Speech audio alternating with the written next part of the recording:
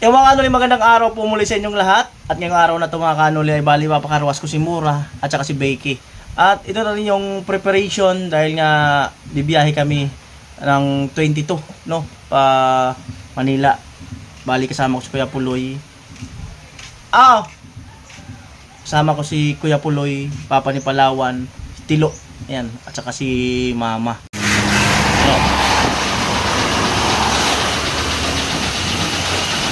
Paugasan na rin si Mura sa wakas.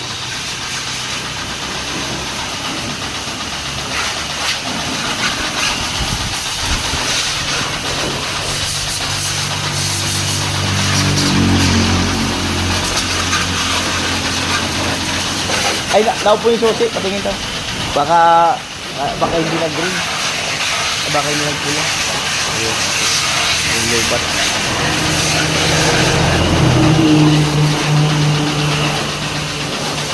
Right.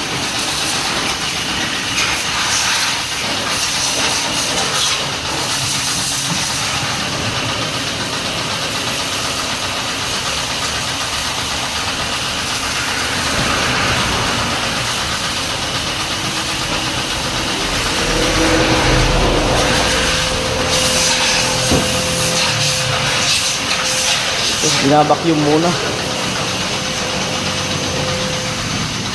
Vacuum. Ayan.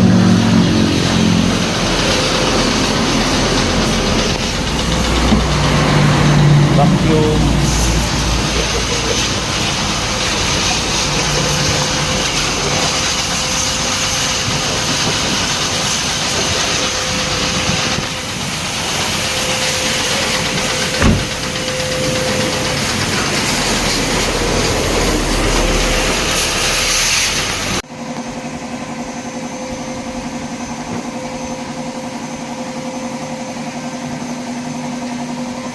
Po.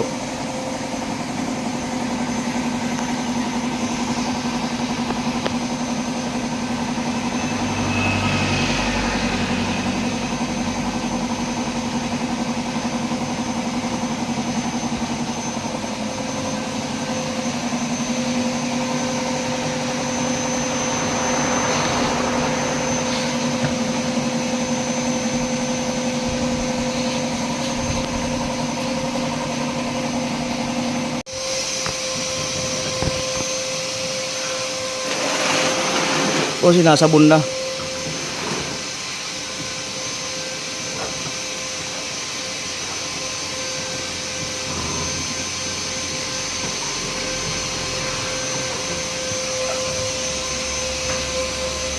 Kahit linggo pala, bira, no? Yeah, kahit linggo, bira. Marami nagpapalinis, no? Pag linggo.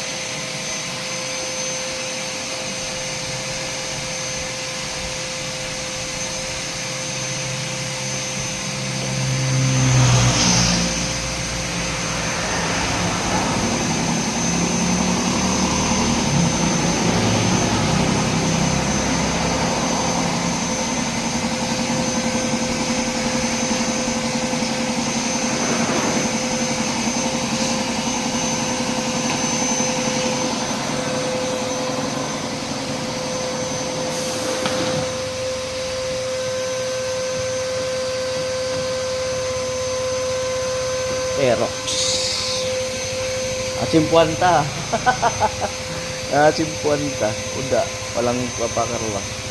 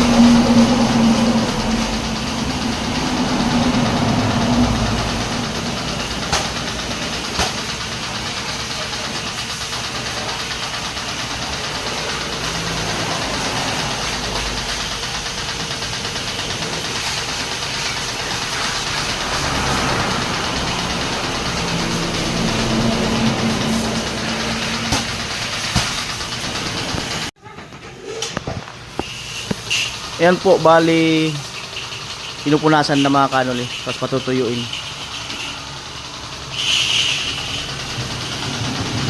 At ito naman si Becky, binabasa na. Binabasa, tapos sasabunin.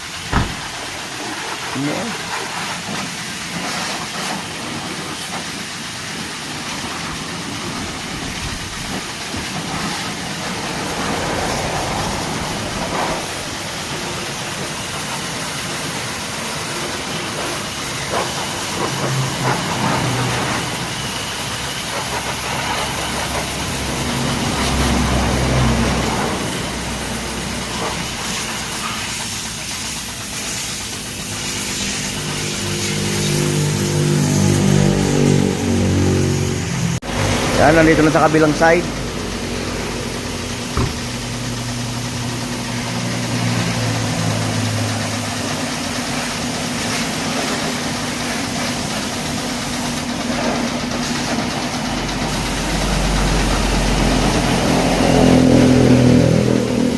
Yan ay, in-sprayan na. Oh.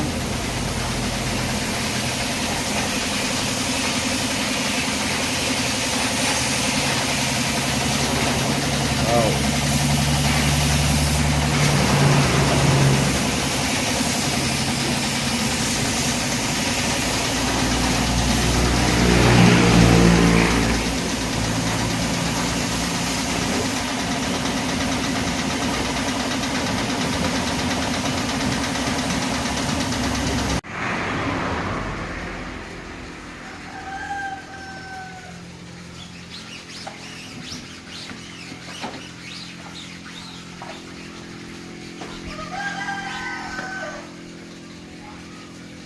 Mo ay.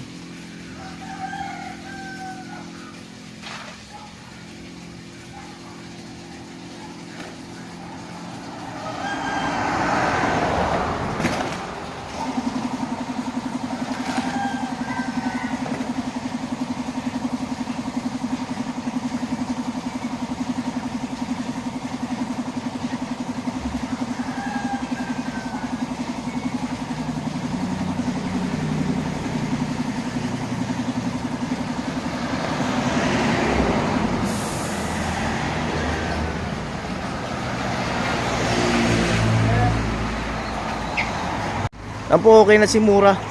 Bali, gigilid muna ni Dogong.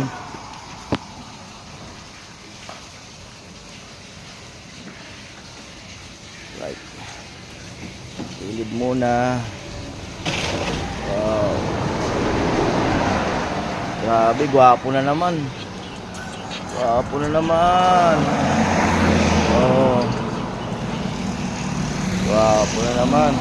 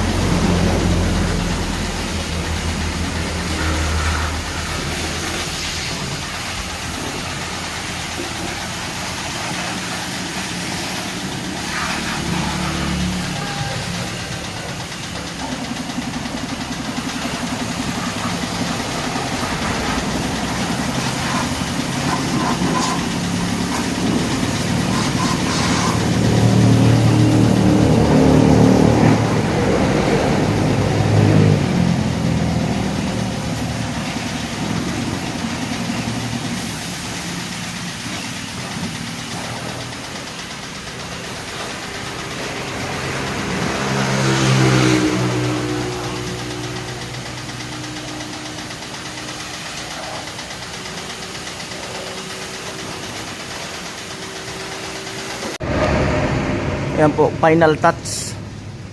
Final touch.